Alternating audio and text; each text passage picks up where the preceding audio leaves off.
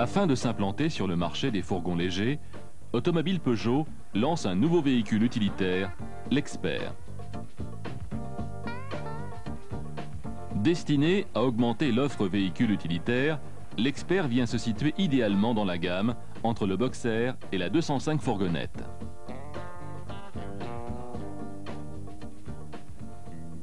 Dans sa version la plus petite, 270C, le Boxer admet une charge utile de 1100 kg pour un volume de chargement de 7,5 m3. Très spacieux et confortable, son encombrement et son prix restent néanmoins dans la lignée des fourgons. La 205 fourgonnette, directement dérivée de la berline, offre quant à elle un volume utile de 2,6 m3 et une charge transportable de 500 kg. Proposée à un prix attractif et alliant fiabilité et maniabilité, la 205 fourgonnette reste limitée au niveau du rapport volume-prestation. L'Expert est un véhicule charnière entre ces deux modèles. Doté d'une carrosserie monovolume, il est disponible en 4 versions. Fourgon tôlé, fourgon vitré, combi transport de personnes et plancher cabine. Grâce à un plancher plat et à des portes arrière battantes s'ouvrant à 180 degrés, l'Expert dégage un large accès facilitant le chargement.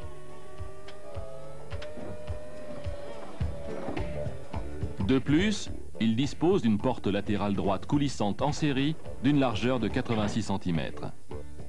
La porte latérale gauche est disponible en option sur les versions tôlées et vitrées. Ainsi dimensionné, l'Expert offre un volume de 4 m3 avec une charge utile de 815 kg adaptée à un usage utilitaire et au transport de personnes. L'équipement de série reste complet pour un véhicule de cette gamme. Direction assistée,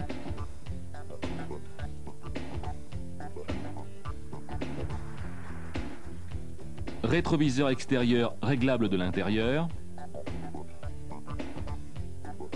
siège conducteur réglable en hauteur, avec accoudoir, ceinture réglable en hauteur et équipée de prétensionneurs pyrotechniques, capucine supportant 50 kg de charge. De nombreux équipements de sécurité et de confort, tels que l'ABS, l'airbag conducteur, les lève-vitres électriques, sont disponibles en option.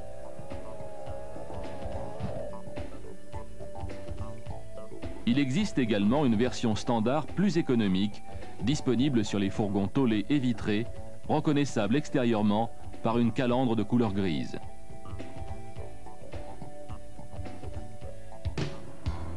Le groupe motopropulseur placé transversalement fait appel à 3 motorisations.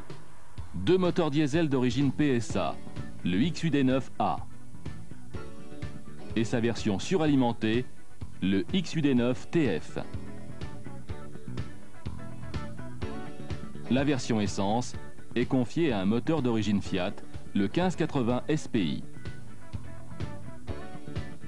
Les boîtes de vitesse sont de type BE 3.5 pour la version essence et la version diesel atmosphérique. Le moteur XUD9TF fait appel à une boîte ME5K permettant une transmission de couple plus élevée. Toutes les motorisations sont équipées d'un mécanisme d'embrayage de type poussé à commande par câble.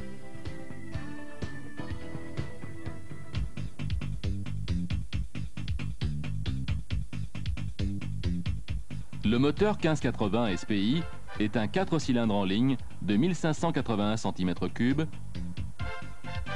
développant une puissance maximale de 81 chevaux, soit 58 kW à 5750 tours minute, et un couple maximum de 12,5 mètres décanewtons à 2750 tours minute. La première particularité de ce moteur réside dans la numérotation des cylindres. Le numéro 1 est situé côté distribution. L'architecture principale du 1580 SPI se compose d'un bloc moteur en fonte, d'une culasse en alliage léger, surplombée d'un porte-arbre à cam. Le bloc cylindre, dit à parois minces, accueille les 4 fûts directement usinés dans la masse. Le vilebrequin en acier comporte 5 paliers et est équilibré par 4 contrepoids. Le 3e palier comporte des coussinets lisses. Le jeu latéral est défini par 2 demi-flasques sur le palier numéro 5. Un pion de centrage permet l'orientation du volant moteur.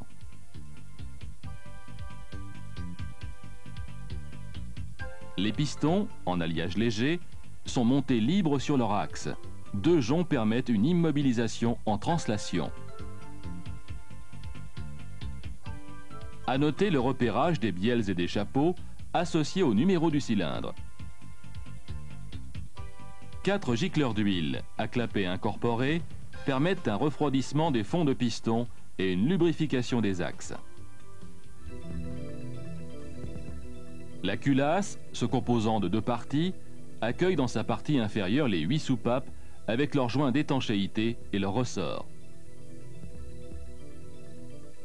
L'arbre à cam en tête est supporté par 5 paliers dans la partie supérieure.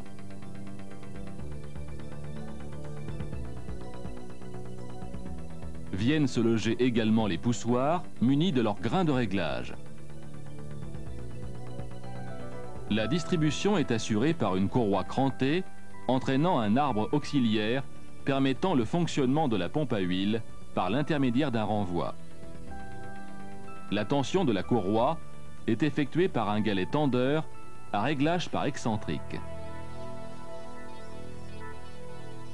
L'alimentation du moteur est confiée à un système Bosch MA 1.7 gérant l'injection et l'allumage en répondant aux normes anti-pollution W2.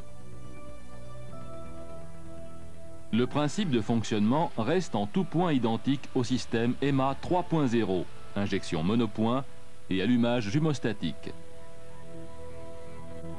Cependant, le calculateur, situé dans le compartiment moteur, est spécifique et le capteur de régime est placé en regard de la poulie d'entraînement des accessoires côté distribution.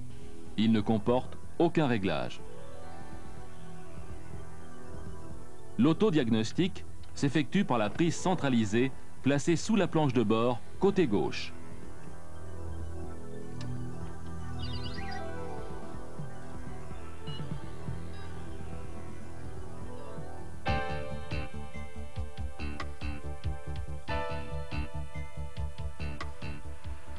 L'échange de la courroie de distribution doit s'effectuer tous les 105 000 km ou impérativement à chaque dépose.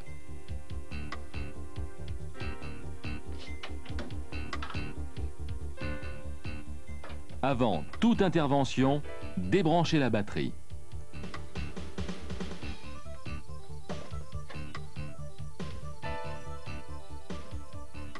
Déposez la roue et l'écran pare-boue côté droit. Desserrez les 2 fixations d'alternateur. Puis, déposez la courroie.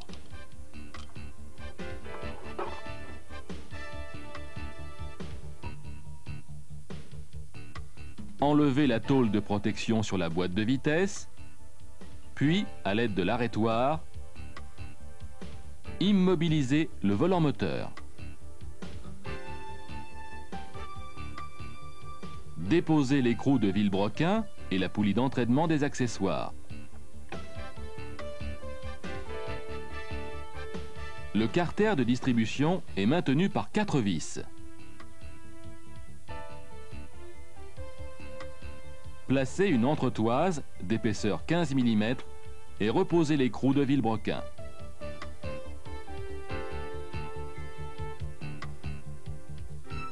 Déposez l'outil arrêtoir. Repoussez la réglette de calage et tournez le moteur afin de faire coïncider les repères. Une encoche sur la poulie d'arbre à cam et un pion sur la réglette de calage. Sur le vilebrequin, ils sont représentés par la clavette et le bossage sur le bloc. Immobilisez de nouveau le volant moteur. Desserrez l'écrou du galet tendeur pour le faire pivoter et déposer la courroie. À la repose, s'assurer que le galet tourne librement, sans point dur et sans jeu excessif. Mettre en place la courroie neuve en commençant par l'arbre à cames, l'arbre auxiliaire, le vilebrequin et pour finir, par le galet tendeur. Engagez l'outil dans l'excentrique du galet. Positionnez la face supérieure de l'équerre à l'horizontale, puis bloquez.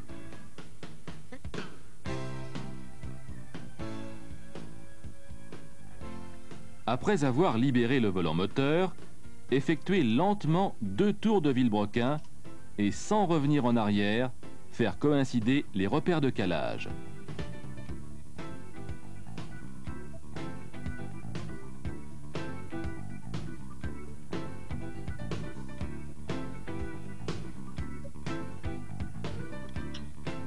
Serrez l'écrou du galet tendeur, déposez l'outil, puis bloquez à 4,5 mètres déca-newton.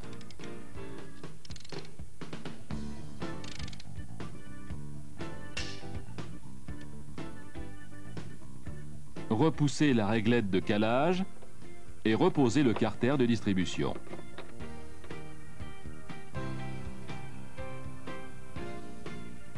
Immobilisez le volant moteur afin de remplacer l'entretoise par la poulie d'entraînement.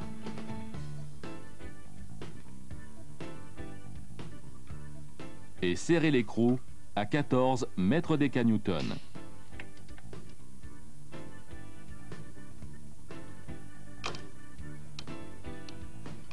Reposez la courroie d'alternateur et contrôlez sa tension avec l'appareil SEM.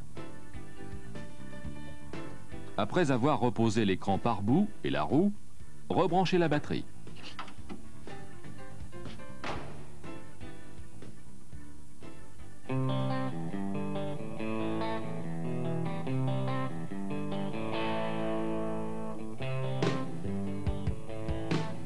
Pour contrôler le jeu aux soupapes, déposez le couvre-culasse.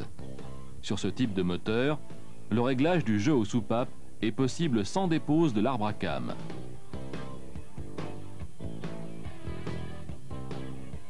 Les grains de réglage se situent entre les cames et les poussoirs.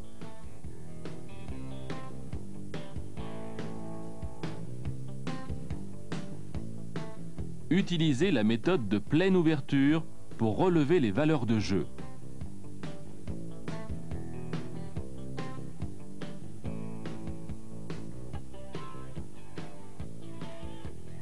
Si celles-ci ne sont pas correctes, engagez l'outil de compression entre l'arbre à cames et les poussoirs, puis basculez l'outil pour comprimer le couple des ressorts. Extraire le grain de réglage.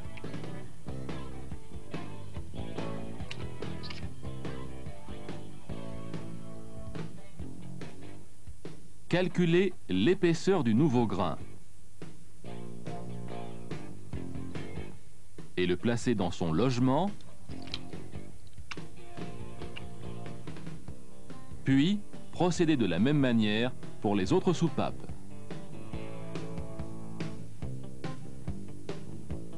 Reposez le couvre-culasse et effectuez un test routier.